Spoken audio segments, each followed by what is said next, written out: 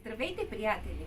Изключително радостна съм в днешния ден да ви представя нашата нова идея за албумче, което е предназначено за по-малък брой снимки, но за сметка на това пък е тематично.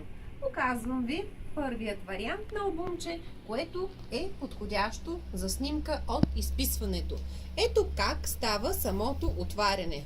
Тук имаме повдигане на капачето, отваряне на страничката надолу, място за снимка. Тук, когато отвържем тази панделка, подвижно такче, на което отзад на бялото място би могло да се напише пожелание към детенцето или някакъв друг любим на вас текст. Поставям обратно такчето в самото джобче и показвам как от вътрешната страна отново има малко такче, което би могло да се използва за някаква малка снимчица или конкретно текстче. И пристъпвам към това как става разположението на снимките в самото албумче. Ето, от тази страна, както забелязвате, място за 3 снимки и от тази страна място за 2 снимки, плюс допълнително това поле.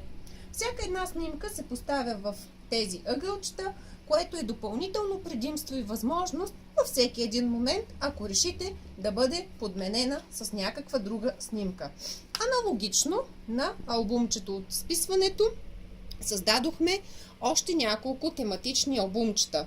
Съответно, вариант с надпис "Моята усмивка". Имаме първа снимка. Албумче, което е с мама и тати. Незабравимите семейни моменти.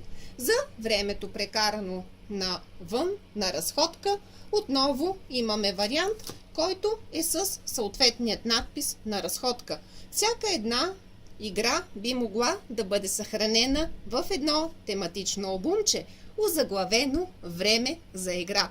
И по традиция, както знаете, всяко дете има любима играчка.